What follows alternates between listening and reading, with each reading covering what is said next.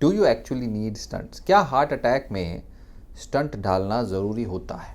आइए बात करते हैं। क्या आप जानते हैं कि इंडिया में हार्ट अटैक के बाद जो स्टंट डलता है उसका कितना खर्चा आता है? 2017 से पहले इंडिया में स्टंट डालने का खर्चा 2 से 4 लाख तक आ जाता था अलग अलग जगह पे, जहाँ पर स्टंट की जो कॉस्ट थी वो 1,20,000 तक थी, कई बार 1.5 लाख भी चले जाती थी। ये काफ़ी ज़्यादा थी उसकी मैन्युफैक्चरिंग कॉस्ट से। तो फिर एनपीपीए ने एक इंटरवेंशन किया, मतलब 2017 में फरवरी में उन्होंने स्टंट के कॉस्ट पर कैपिंग लगा दी, जिसमें बेयर मेटल स्टेंट केवल 7,260 रुपये का और ड्रग इल्यूटिंग स्टेंट 29,600 रुपये का कर दिया। फिर भी आज के समय में भी अगर आप एक स्टंट सर्जरी करवाते हैं, एंजियोप्लास्टी करते हैं, तब आपके उतने ही 2.5 से 4 लाख रुपए लगते हैं। सवाल यह है कि अगर स्टंट का प्राइस फिक्स्ड है तो पैसे कम क्यों नहीं हुए?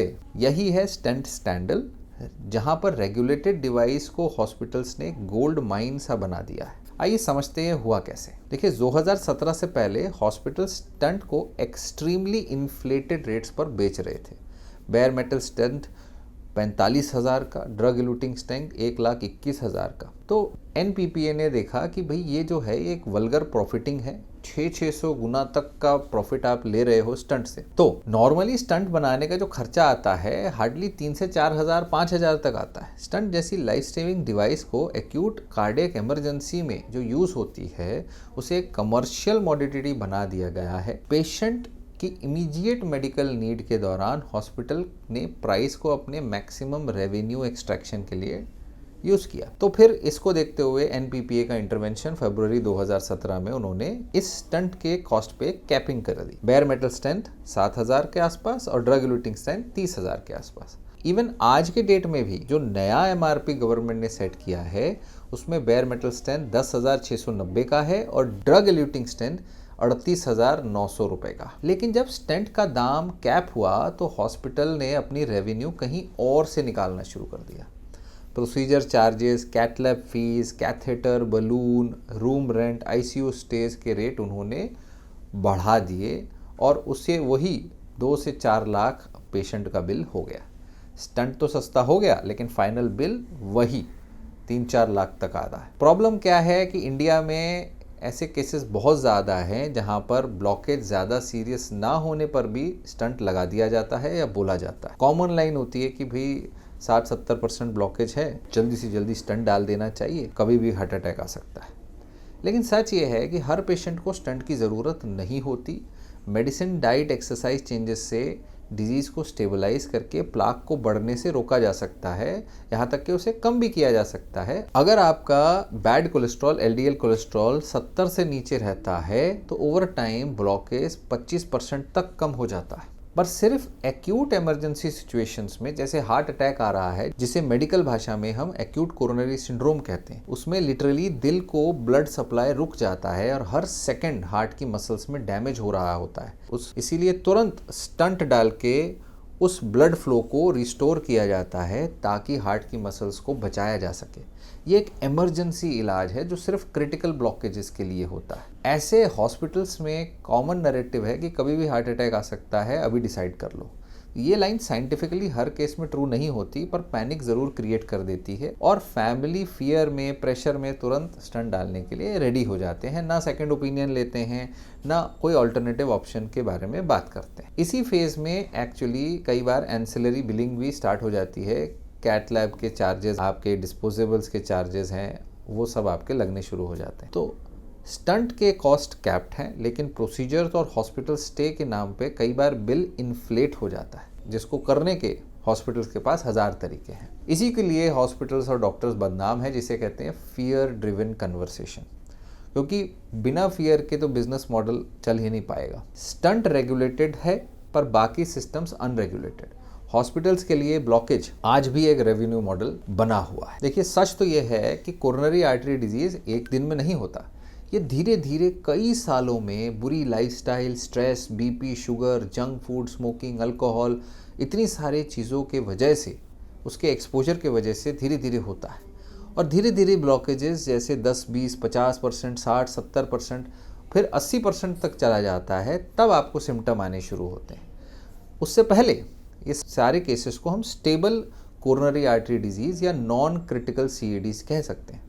स्टेबल पेशेंट्स में जहाँ पर ब्लॉकेजेस 70% या उससे नीचे होता है और कोई सिम्टम नहीं होता चलने दौड़ने पर भी, उनके केस में मेडिसिन और लाइफस्टाइल इंटरवेंशन डिजीज़ को ना सिर्फ स्टेबलाइज करने में बल्कि long term heart attack death risk को कम करने में बहुत ज़्यादा इफेक्टिव साबित हुए हैं। इसके कई स्टडीज़ भी हैं, जैसे कि इस्कीमिया ट्रायल में देखा गया था कि 5000 से ज़्यादा पेशेंट्स में कंपेयर किया गया कि ऑप्टिमम मेडिकल थेरेपी को इनिशियली अगर स्टंट डाल देने से कंपेयर करें तो आगे चल के कार्डियोवैस्कुलर डेथ होना, हार्ट अटैक होना, आगे चल के हार्ट फेलियर होना या हॉस्पिटल एडमिट होने में कोई मेजर सिग्निफिकेंट डिफरेंस नहीं पकड़ में आया। ऐसे ही करेज ट्रायल हुआ था जिसमें 2-2.5 हज़ार पेशेंट्स में देखा गया कि आप अगर ऑप्टिमाइज्ड मेडिकल थेरेपी लेते हैं या कंपेयर करें उसे स्टंट से, तो at the end of the day आप 4-5 साल के फॉलोअप में आपके हार्ट अटैक से मरने के चांसेस एब्सोल्युटली सेम है। पॉइंट ये नहीं है कि स्टंट खराब है, पॉइंट ये है कि असली इलाज दवा और लाइफस्टाइल करेक्शन है, स्टंट नहीं। स्टंट हॉस्पिटल के अंदर एक इमरजेंसी ट्रीटमेंट होता है, लेकिन जब आप हॉस्पिटल में हो तो ये कोई नहीं बताएगा आपको। सब के सब स्टंट डालने में लगे हैं। कंपेयर करो, अगर आपके घर में टॉयलेट का फ्लश जो है वो ब्लॉक हो गया तो टेक्निकली उसको ब्लॉक नहीं होने के लिए आपको रेगुलर मेंटेनेंस करना बहुत ज़रूरी है। प्लम्बर को बुला के उसके अंदर तार मरवाना, प्रोबिंग करना, ये एक इमरजेंसी सोल्यूशन है जब इतना ब्लॉक हो गया कि पानी ओवरफ्लो हो रहा है, राइट। हर बार तो हम जाके प्लम्बर को नहीं बुलाते, तो उसका मेंटेन करना तो हमारा काम है। तो वो मेंटेन करने के लिए सही दवा और डाइट लाइफस्टाइल चेंजेस ज़रूरी है। इसमें कई दवाइयाँ हैं। हार्ट अटैक के लिए एंटीप्लेटलेट्स, एस्पिरिन और क्लोपिडोग्रेल जैसी दवाइयाँ क्लॉट के फॉर्मेशन को रोककर रिकरेंट स्टंट थ्रोम्बोसिस या इवन क्लॉट को बनने के रिस्क को रिड्यूस करते हैं। और स्टंट लगाने के बाद भी ये लेना दवाइयाँ बहुत ज़रूरी हो जाता है। ये देखा गया है कि इवन अगर आप लो डोज एस्पिरिन भी लेते हैं तो हार्ट अटैक या स्ट्रोक होने का चांसेस आपका 25% तक कम हो जाता है, और क्लोपिडोग्रेल उसके ऊपर ऐड करते हैं तो एक्स्ट्रा और 20% कम हो जाता है। सेकंड दवाई है स्टैटिन। जी हाँ, कई बार कई जगह बदनाम भी है, लेकिन इसमें एक्चुअली इफेक्टिवनेस भी है। LDL कोलेस्ट्रॉल जब आपका ज़्यादा होता है तो हार्ट अटैक का रिस्क बढ़ता है, उसको घटा देने से फ़र्क पड़ता है। स्टैटिन जो है हाई डोज में आपका LDL कोलेस्ट्रॉल 50% से ज़्यादा कम कर सकता है और मीडियम डोज में 30 to 50%। मतलब कि फॉर एवरी 40 mg पर DL ड्रॉप इन LDL-C, और जैसे जैसे आपका LDL कोलेस्ट्रॉल कम होता है, 40 mg पर DL कम होता है, तो हार्ट अटैक का रिस्क 22% कम हो जाता है। तो जितना ज़्यादा LDL आपका कम होगा, हार्ट अटैक का रिस्क कम होगा, ऐसा स्टडीज़ में भी देखा गया है। और थर्ड मेडिकेशन हमारे पास है बीटा ब्लॉकर्स, जो हार्ट रेट कम करके मायोकार्डियल हार्ट के ऑक्सीजन डिमांड को कम करता है। ऐसे केस में एंजाइना एपिसोड्स और इस्चेमिक बर्डन हार्ट का कम होता है। ऐसे कई ट्रायल्स हैं जिसमें ये देखा गया है कि बीटा ब्लॉकर्स लेने से 25% तक हार्ट अटैक का रिस्क कम हो जाता है।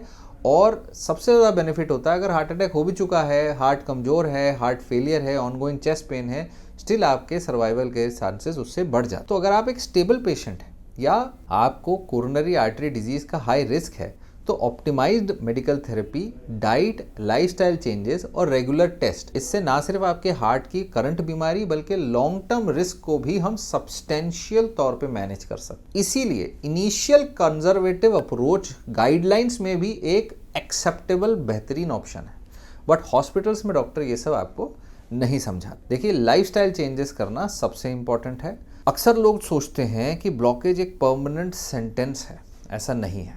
पर हज़ारों पेशेंट्स हैं जिन्होंने diet, exercise, stress, sleep improve करके 70-80% केसेस में natural improvement, natural bypasses develop कर लिए हैं।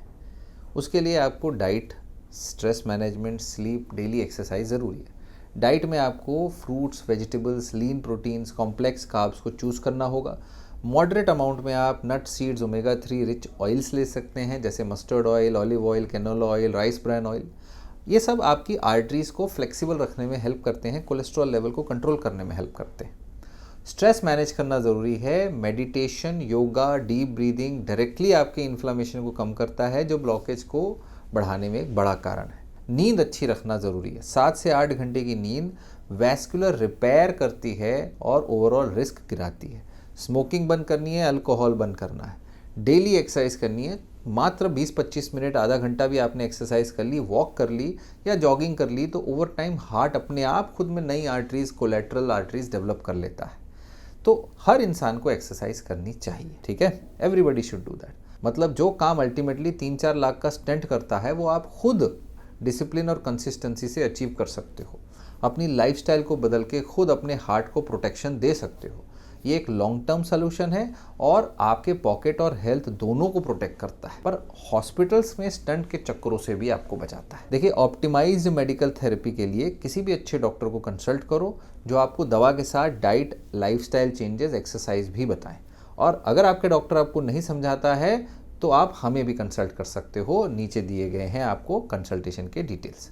देखिए, हॉस्पिटल के चक्कर मारना और दिल में अपने स्टंट लगाने से बेहतर है थोड़ी सी एक्सरसाइज कर लो, डाइट सही कर लो, वरना आज नहीं तो कल आप भी इन चक्करों में फंस जाओगे। इस पूरे सिस्टम से बचने का सबसे पहला स्टेप है अवेयरनेस। हम आशा करते हैं आपको वो इस वीडियो से मिली हो, तो इस वीडियो को शेयर ज़रूर करिए ताकि ज़्यादा से ज़्यादा अवेयर हो सकें। एक छोटा फॉरवर्ड लिटरली किसी और की ज़िंदगी बचा सकता है। अगर आपको कभी हार्ट का प्रॉब्लम आ भी जाए तो आपके राइट्स बहुत सिंपल हैं। अपने डॉक्टर से सवाल करें, सारी ऑप्शंस क्या क्या हैं उसकी जानकारी मांगें, और कोई इमरजेंसी ना हो तो सेकंड ओपिनियन ज़रूर लीजिए।